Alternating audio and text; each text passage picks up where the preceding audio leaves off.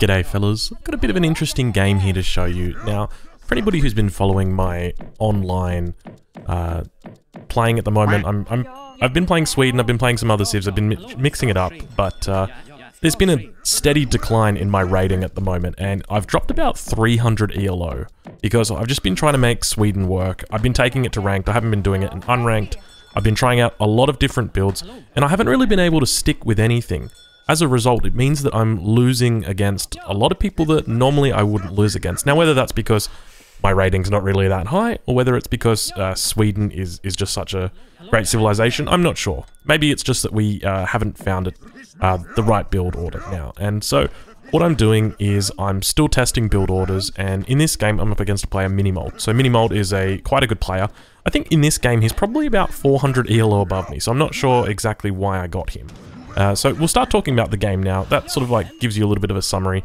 For anybody interested, we are currently streaming live over on Twitch. I'll be playing Sweden again all night. I'm pretty sure Sweden might not be dead. So in this game, so I've taken out a polar bear at the 300 coin treasure at the very north of the map. Now, typically it's uncommon for Dutch to be up and scouting that side, so I think it's a relatively safe thing, but we do just spot the envoy running past my trade post now, and unfortunately, he does scout that 300 coin, so even though we pick up the envoy, we've already lost this age 1, just because he's tamed a bear.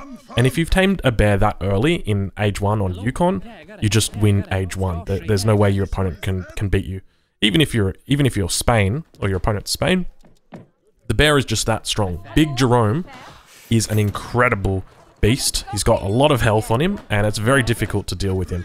So I'm just hoping that he hasn't seen me take that shot. Maybe he hasn't checked the treasure. Maybe he just thinks it's a standard 2 bear treasure when he comes and looks at it, when actually it's a 300 coin treasure.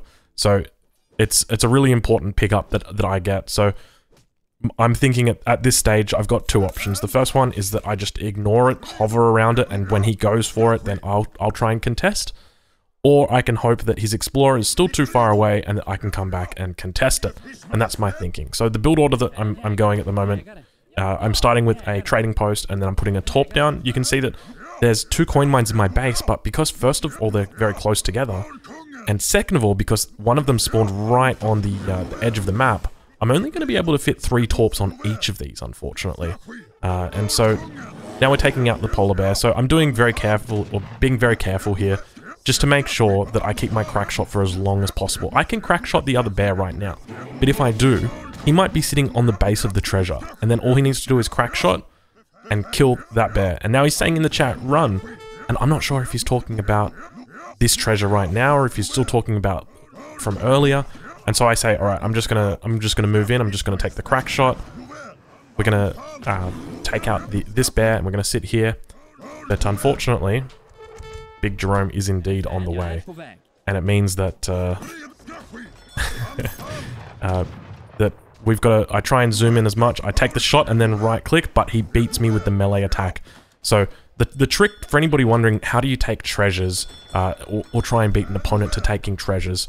So it's all in the timing of the auto attack. So basically what you want to do is you want to time an auto attack to hit the animal, or hit the guardian, on the very last hit, and then immediately right-click the treasure. Because if your opponent's just right-clicking the treasure, spamming, they're going to get a message that pops up that says, you must defeat all the guardians for the treasure to be able to claim the treasure. And the problem is that locks you out from clicking the treasure again. And so if you're just spamming it, your opponent will just very easily defeat you. So in the transition period, we're just putting up torps. So our 2nd and 3rd torp are going up now. And we're aiming for, so we've shipped 3 vills at the start, and we're going up with 15 settlers. So it's going to be roughly a 4-minute 40 age up, which is about the fastest that you can do with Swedes at the moment.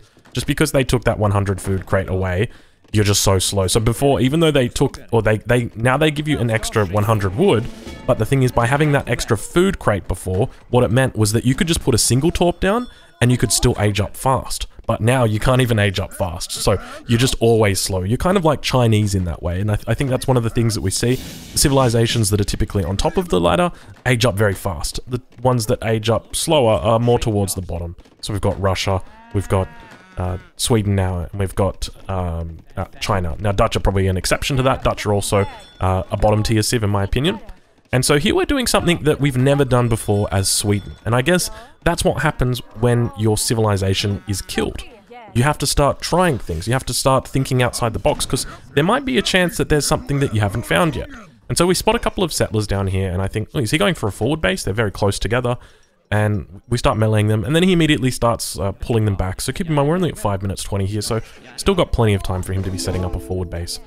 And now with the stable, what we're doing is we've taken all of our villages off wood. We're not chopping any wood at the moment. Absolutely zero, because it's important that we get a batch of 5 cav out. That's really, really important, because if the opponent gets out any cav or any skirms, we need to make sure that we've got the highest possible chance. And it's much better to have 5 cav out and delay your batch by maybe 10 seconds rather than have 3 or 4 cav out, but get it out that little bit earlier. And so we begin topping up the map with the 700 wood that's arrived. So we don't experience any pressure yet. He hasn't shipped 8 pikes. We've scouted out his base.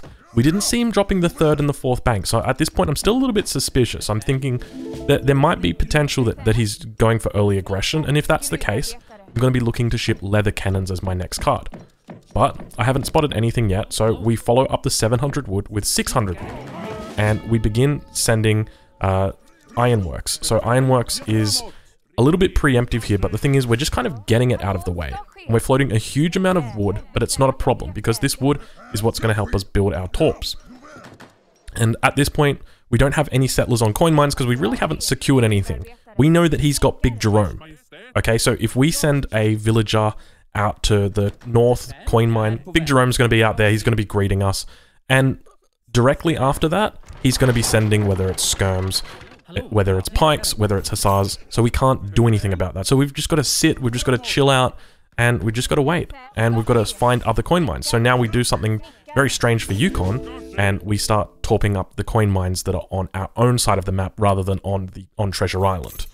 And we begin raiding. I spot a church from him, so I begin to think he might be playing greedy. This is for a Dutch player to have a church this early. Keep in mind we're only at 7 minutes. It's to me indicating that he wants to go for the church card. He might think, oh, I'm playing against Drongo. I know he's a very greedy player, so I'm just going to be dropping down some extra banks. Typically, you'd see Dutch go up with 4 or 5 banks, but he might be even looking to go up with more than that. And just from that, I sort of see that he's going to be playing greedy, and so I say, well, if he's going to play greedy, I'll play greedy as well. And I shift vills over onto wood, and we're aiming to finish our torps. So, the biggest change to Sweden on the new patch is blueberries. Blueberries have just been absolutely destroyed. They're in a position where you really have to be careful when you send them. It all comes down to timing. I've spoken with a number of pro players, and some of them have even suggested deleting the torps that are consuming the berries so that the berry bush doesn't run out, so that when the blueberries arrives, it upgrades to a blueberry bush, and then rebuilding the torp over the top of it. Because there's no way that you can turn on or off the torp gathering from the blueberry bush. And what a lot of people don't realize is that with the torp, the way that it is, if your berry bush gets despawned by the torp, if it gathers everything, you don't get a blueberry bush. You don't get a new bush that it can gather from for the next 6 minutes or the next 10 minutes of the game. You get nothing. And so that's why people are even resorting to deleting their torps. And so when the blueberries comes in, I've got 180 torp population. So I'm missing 3 torps. I could have built 3 torps, but at the moment, I've just determined it's not worth it. It's more important that I try and age up to the next age. We're doing quite a good bit of idling here. This is a really important thing to be doing against any player when they don't have any military. It's just be idling your opponent. Don't let your military units sit by. You want to be idling them. Be under their TC. Make sure their villagers aren't doing anything. And here we drop a stable. Another stable. This is the famous Drongo double stable. It might not be famous now, but I assure you it's going to be famous soon. After you watch the outcome of this game, or maybe not the outcome of this game, but after you watch this game, and you see the ability that this strategy's got, you might be saying, hold on a minute, maybe Sweden isn't dead. And I assure you, fellas, Sweden is very much alive. This is something that I'm going to be doing all night tonight. So once again, as I said earlier, we're over on Twitch TV. Come check us out if you think that this build's looking a little bit interesting. We're sending the 5 hacker pellets. What they didn't teach you at school is that hacker pellets are actually sleeper OP. So sleeper OP refers to a unit or a civilization that people don't think it's overpowered, but it is actually overpowered, meaning that it doesn't have any counters.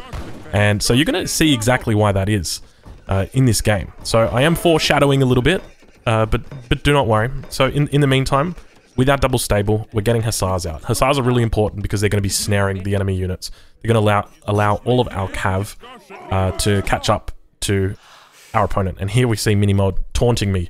You thought about killing Jerome? For anybody who saw, when I clicked on Big Jerome, he had like 700 health. He is a fit guy, man. He has got a lot of health. I think Mini must have picked up a HP treasure or something, and I think it must affect it because he had so much bloody health. But anyway, so we've got our blueberries in, we've also got our ironworks in, and we've got so 17 torps with ironworks, and then we've got probably about 15 blueberry bushes, so it's not terrible. Ideally at this point I'd love to have 19 blueberry bushes, but you know, it is what it is. We've just got to play it the way that the game is. And so now we're massing our hacker pellets and we're upgrading our Hussars. And all we're doing at this point is we're just waiting, and I'm keeping my cavalry in the corner like this because you got a native scout in the game. And so whenever your opponent gets a native scout, it's always such a harder game because they basically have free map hacks, or legal map hacks would be the best way to say it. And you don't know where the enemy scout is, especially when he kills my explorer in the bottom left-hand corner of the map. My explorer is dead. I don't know what's going on. And so I suspect his native scout could be over on my coin mine up here, so I'm moving my units in. I say, all right, well, if I'm going to move my settlers over here, then I need to put up a little bit of a wall so that I've at least got a bit of a warning, a little bit of time so that I can move it. And now I'm shipping a card from the home city, so this is the 15% HP. So this is Hacker Pellet HP as well as Hussar HP, and it's 15%. So it's not like, it's nowhere near as good as a Cav combat card that, say, the British get, which upgrades the Dragoon and the Hussar 15% attack and health in the Fortress Age, but it's the best we've got, and so that's what we're going to go with. And I think it also does something to trample mode, but for anybody who knows much about Cav, trample mode really isn't that useful. And so we begin to see him pushing in. Our mass is looking pretty healthy at this point. We've got quite a big mass, about 70 population of units. We've got 34 in total. And I spot these skirms up the top away from the Reuters, and I say to myself, you know what? We're going to go get these bad boys. And at first I thought he might have like around 30 to 40 Reuters because we're 12 minutes into the game. But I realized I'd idled him quite a bit, and I think that must have hurt his economy because we absolutely see I've got a huge mass compared to him, and I'm wondering what's going on. Typically your opponent's going to be making skirmishes, and your cavalry absolutely destroys skirmishes, so half of their army is useless. And so here we can see that my units, I've barely lost any. I've lost a handful of hacker pellets and 3 Hussars. And this whole time, he's just been trying to run away, but he can't because the Hussars keep snaring and the hacker pellets are doing their shooting from behind. And at the same time, we continue rallying in hacker pellets. And now we've got just a really healthy amount. We've got 30 hacker pellets. And from this point, it's incredibly difficult. The scores have completely shifted. I'm now up 3,000 points. Well, 2,000, it's just dropped down. But it's a very difficult position for Minimold to be able to hold. And so the question is, can Mini hold? Can Minimold hold? Is this the mold hold? The classic mold hold that we're seeing right here? And indeed, it looks like it may be. With Dutch, often they've got a number of military buildings, so we can see he's got a barracks in the middle of his base, he's got 2 stables that he's put up, he's got an artillery foundry, and he's got a barracks at the front of his base as well. So he starts training halberdiers out of his barracks, which is the correct thing to do, seeing as I'm going full cav, and Reuters out of his stables. And he starts basically just running me around, and I realize this, and I say, you know what, I'm not going to be run around, because I've got no siege. I've got absolutely no siege, so there's nothing I can really do. And so I wasted a lot of units. I probably shouldn't pushed in, just simply because now looking back on it, I realized that there wasn't a lot I could achieve. I was just hoping he'd resign when he realized I was running under the TC with all my units and I was snaring him and killing him, but he didn't. And so we ship Jaegers. Jaegers are the next shipment. So Jaegers are going to synergize quite well with this pick. And the reason why is because the Jaegers are going to be able to pick off the ranged cavalry. And that's what we want them for. We want them to be able to pick off Reuters, we want them to pick off Dragoons, we want them to pick off even any halberdiers if the opponent is making halberdiers. And so that's why we're shipping them. And another thing that we're doing is we're picking up ranged cavalry Caracol from the arsenal. So the arsenal upgrade ranged cavalry Caracol is going to give +2 range to our hacker pellets. Now keep in mind hacker pellets have an AoE on their ranged attack. And so by doing this, it means that they can attack further and they're going to be doing a lot higher DPS because they're going to be getting more attacks off because they can attack further. And here we see, so the Reuters pushed up, and I brought my settlers back. I didn't want him to see that I'm dropping an artillery foundry. I've already seen his artillery foundry, so I know he's probably going to be making falconets. But if he does make falconets, it's probably not a wise decision. Perhaps he wanted to make falconets in the beginning. But anyway, I digress. So we're shipping our 2 falconets from the home city. And the most important thing to think about is that he's still got that native scout. We haven't found it yet, we haven't killed it, we don't know where it is. But what it means is that it enables him to react very, very easily. If he spots these 2 falconets, it's very simple for him to train a culverin or 2 culverin and to completely mitigate them. Because by seeing these falconets, it means that he's going to be able to just take out the culverin, or to rather train the culverin and take out the falconets, and he's not going to lose any units doing it. So I say to myself, you know what? We need to get a big batch out here. I'm going to stop villager production. I'm going to stop everything. We're getting a full batch of falconets out here. We're going to push him, we're going to kill him, and we're going to focus down that artillery foundry because there's a good chance he hasn't trained any culves yet. And so if we can get these 7 falconets in there right now, we can take out that artillery foundry before he gets culves out, and then he's got nothing that he can do. Because this is a huge army that we've got. We're up 3.5k score. We should not be losing. And so the Jaegers push in, they're scouting, they're looking for line of sight. But Falconet Micro, it's not the easiest. I'm trying to move them above the barracks, but I've accidentally clicked on the barracks. And so we move them in again. And once again, I've clicked on the barracks. And even though I'm trying to move them just underneath those trees, the barracks has picked it up. And so we spot the falconets, the enemy falconets sitting underneath his artillery foundry, and now we see a culve to the north. So we send off a few hacker pellets, put them into melee mode because they do a lot of damage in melee mode, and keep moving our falconets forward. Our falconets never intended to be back all this way. I needed them up close next to that artillery foundry so that if any enemy culverin popped out, then we'd be able to kill them. And then I realized there's a culverin to the north, so I send a bunch of hacker pellets up there, but I've sent too many hacker pellets up there. And now, all of a sudden, my falconets are lonely and afraid, and it's so cold outside. And unfortunately, there's also enemy Reuters that are just all over on top of them. They've got their swords clanging on them. And I've just lost 4 falconets for absolutely nothing. So really well played to Minimold here. A massive mistake from me in that I let all my hacker pellets leave the falconets out in the cold. And it's not something that really did well. If I had kept even just 2 or 3 of those falconets alive, it would have been the siege that I needed to win me the game. It would have been the siege that I needed right here to finish this game at this moment. But I realize I'm in a little bit of trouble because I see those halberdiers at the top, and they're going to start sieging down my torps. And so I say, all right, you know what? We've had round 1 in my base. We had round 2 in his base. Let's go for round 3 again in his base. We train up 4 falconets again. Let's go. You know, this is basically, nothing has changed. And so here I make a mistake. I send some hacker pellets to the top. And now these hacker pellets should be more than capable of dealing with the handful of halberdiers. I don't know what happens to these halberdiers. All I know is that my hacker pellets are dead and my torps are dead about a minute later. I don't actually know what happened to them. I can see that they're under attack. I think I moved them, or attack moved them. But obviously attack move doesn't work in this game, and they've just gone and just completely died watching that back. So now that I think about it, I moved them, or I attack moved them behind the halberdiers, but obviously with attack move not working, and now I can see on the minimap that the hacker pellets are all dead. I think that was 9 hacker pellets against like 5 halberdiers, so I'm not sure what happened exactly there, but yeah, unfortunate that they were killed. That should have been a battle that I won. And so now we're just sieging down his banks. Banks aren't really what the target should be. The target should be military production buildings, but we're in a somewhat difficult spot. To be honest, I'm probably coming in from the wrong angle. I should be coming in from the north of his base, looking to kill that stable that he's got, looking to kill the barracks that he's got behind his town centre.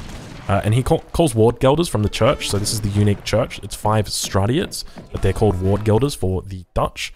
And he is able to once again take out my falconets. And so we're back down to a position where it's somewhat close. And even at this point, I'm thinking to myself, you know what, Drongo? Just give it up. You're not going to beat the mini-mold. You can't hold the mold. And I say, you know what? I'm going to stick in it. And there you could see I was a little bit confused. I was you know, where did those hacker pellets go? I had 9 hacker pellets. I was only 5 halberdiers. What happened there? And so I was a bit confused what was happening. And we're able to pick up these Hussars. You can just see how quickly the Hacker Pellets destroy the Hussars. They essentially just one-shot them. So, it's they're very strong units. And I say to myself, I'm going to send in Black Riders. Just because, even though he's not really making any melee cavalry, they'll be able to go a bit more toe-to-toe with the enemy Reuters. But looking back on the game, I think it was a bit of a waste. Because at this point, it was a shipment that I'm using, and I'm using 900 gold, which could be going towards my Falconets. And ideally, I think with this combo, what you want to be running is like Falconets and Jaegers and Hacker Pellets. It's an incredibly strong combination. And so here we see the Hacker Pellets moving into melee, just absolutely shredding. These guys are like Ulans when they're in melee mode. So, and just making sure that my Falconets don't die. I say I'm going to just siege that TC. I'm going to get that TC down, you know, whether it's the last thing I do or not. And so now we're at round 4 in Minimolt's base. And we're dropping down our Prospector wagons because it's important that we macro when we should be microing, always. We come back and Mini's trying to get away. He's got like just a handful of Reuters, but you know what? He's still managing to do it. That's the crazy thing. So, you know, he's doing really, really well. My Black Riders are somewhat stuck in his base. They should be out fighting against his Reuters, but they're unfortunately quite stuck. And when he gains... So when he kills those Torps at the north, he leaves those Halberdiers up there. There's only a handful of Halberdiers, but that's all you need to prevent me from eventually moving on to those coin mines. So those coin mines are worth 5,000 coin each. If I can gain control of that, I'm going to be really, really in a great position. And it all goes back to Big Jerome. If Big Jerome was on that coin mine, or wasn't on that coin mine, I would have looked to move out into that position a lot earlier. Because typically you want to be taking the first coin mine over that side, and then the second, and then moving on to the third. But because Big Jerome was on the first coin mine, I said to myself, well, hold on a minute, Drongo. You can't take the first coin mine because Jerome's there, and he's going to knock you out. And at this point, I got a little bit concerned because I said, well, I've left all of my units. I don't know what's happened to my units. Everybody should have just been sieging the banks. So lots of big mistakes coming in from the Drong. But, you know, it doesn't matter. You know why it doesn't matter? Because we're in a pretty good position. We've got 52 villages. We've got 52 villages as the Swedes. This is crazy. I don't think I've had an idle TC at all this game. I never make it to 52 villages as the Swedes. But our macro is falling off a little bit. We've got 1,000 wood. And I'm trying to put down this barracks just here north of my existing barracks. But that's actually where the native scout is. And I know that because I send a villager and I literally watch him and he's like, cannot build, cannot build. And I'm like, oh, that's where you are. And so I realized I should probably be a bit more proactive, keep him off these resources. We take him off this gold mine here, but he's just going to bring out some Reuters and he's just going to be able to deal with it. So here I'm sending those villagers out. And so my idea at this point is I'm going to go a mix of Jaegers and Black Riders. But realistically, I probably shouldn't be building any Black Riders at all because even though I can train them, the enemy's not building any melee cavalry units. And Black Riders are really only useful as melee cavalry. That's it. Melee, useful against melee cavalry. That's it. And obviously they're quite good against artillery as well, but there's really none coming out from the enemy. So I don't need to be going Skirm Goon if my opponent is going Skirm Goon as well. So I guess that's me just going back and reflecting on this replay again. And I've got a lot of idols. I've got 17 idols. I think they've all just fallen off that coin mine that was existing before. And you see the Torps have gone up with their berry bushes. And it's really difficult for my my settlers to get in on these coin mines because they've just been surrounded by Torps. And so it means that it's difficult to get into. And we see that he's begun to expand over to the Treasure Island. And once you're over on Treasure Island, there's a lot of natural resources over there. There's a lot of trees, there's a lot of hunts, and most importantly, there's gold mines with 5,000 gold in them. Fellas, we're also getting a little bit long into the video. This is 24 minutes. I can't remember exactly how long this game goes for, but I hope I'm not boring you too much. So, and then here we see the Halberdiers. So this is what I was talking about a little bit earlier, and I'm just looking at these Halberdiers. I'm like, how did these guys beat my Hacker Pellets? I think I might go back and watch the replay and just find that out. I'll leave a little blurb just at the bottom of the video. I'm sure you'll probably see popping up right now, explaining how the Halberdiers managed to kill the Hacker Pellets, because I'm curious, man. I want to know. Maybe it was that he sent more Halberdiers. Maybe he like sent an initial 5 and then he sent 15 as backup or something, and that's what happened. And that was the remainder of them there. But we do lose a lot of villagers there. We've gone down from more than 50 villagers down to 38. But I say to myself, you know what? We're Sweden. We've got Torps. And then I remember, corpse are dead. So, now that we're applying pressure over onto his side of the map, it means that we can start taking his natural resources, because he's gone over to Treasure Island. I'm continuing to mass Jaegers, and it's at this point where I'm like, okay, I'm just going to do Jaegers, Dragoons, and Falconets. You know, that's your classic Skirm Goon Falconet. And that's a very common combination that people do, like French will play Skirm Goon cannon. It's a very, very good and potent combination. But the problem is, there's a very, very strong counter that's incredibly effective against all three of those units. And we're going to be seeing it out. I'll give you 10 points, 10 Drongo berries, if you can guess what the unit is that we're going to be seeing. A lot of people probably be like, oh, it'll be the pikeman. Well, no, sorry, buddy. The pikeman does not counter the Jaeger. The pikeman may counter the Black Rider, but it doesn't counter the Jaeger. And then someone else will be like, oh, it's the Rodolero. And I'll be like, well, the Rodolero does have a high melee range resist. Sorry, high melee resist, but it's not the Rodolero. The magic unit is the Spy. That's the unit that we're going to be seeing some use of. So the Spy has got a bonus against mercenaries. It's got a bonus against a lot of things. It's got a bonus against explorers and I think treasure guardians as well. But it has a bonus against mercenaries. And now mercenaries, and there come the Spies. Look at those bad boys running in. And it's at this point where I realize I'm completely surrounded and the Spies are just doing work. So Spies, basically two-shot Jaegers. And in this position, I determined that there's really nothing I can do. We're 26 minutes into this game, but he's got a huge mass compared to me, and he's got those Spies, and I don't really have a counter to those Spies. I hadn't thought about the Spies. So, really, really good game to Minimold. Incredibly well played. This game, I literally just played this game an hour ago, so it's going up on the YouTube channel in about an hour as well. I wanted to get this one out to you because I enjoyed the hell out of this game, and I tell you what, I think Sweden might be back, baby. I only lost 4 rating for this. You can see my rating. I'm down to 1478. I dropped from 1750 rating down to 1478.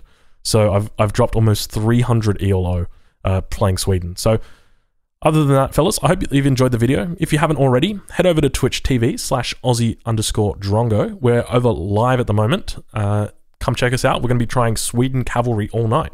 Absolutely crazy. Who would have thought Sweden is still in it, baby? All right, I'll see you over there.